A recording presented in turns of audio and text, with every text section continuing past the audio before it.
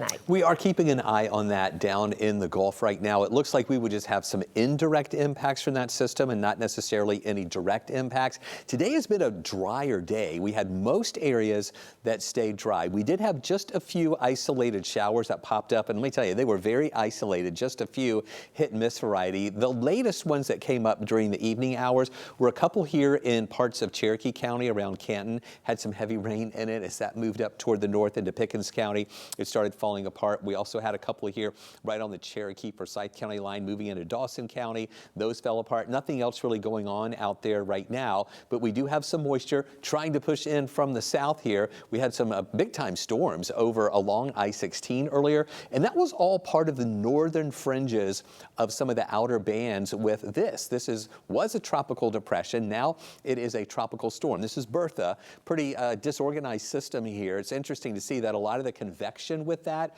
is to the south of the center rather than going into the north of the center, but it is spreading some rain into the Florida Panhandle. The latest that we got in at 11 o'clock is that we still have a tropical storm watch in effect from 4 parts of this area of the Panhandle. That stops at the Florida-Alabama line, and then that's where it changes over to a tropical storm warning that goes over to Jefferson Parish here along the Louisiana coastline. So the track shows the storm getting closer to the northern Gulf Coast, most likely making landfall later in the day on Wednesday with winds of about 45 miles an hour, and then it diminishes as it moves over to the east. This is a look at the wind fields showing how most of those tropical storm force winds are going to stay off the coast until it gets closer to Louisiana. So the main impacts for the Panhandle and most of the Gulf Coast region is going to be some rain, some wind, and then rough surf and rip currents will be the main dangers there along the coast. We start off at 75 in the morning, get up to 92 in the afternoon. Here's that system as it slowly moves over to the west with most of that convection staying out over water.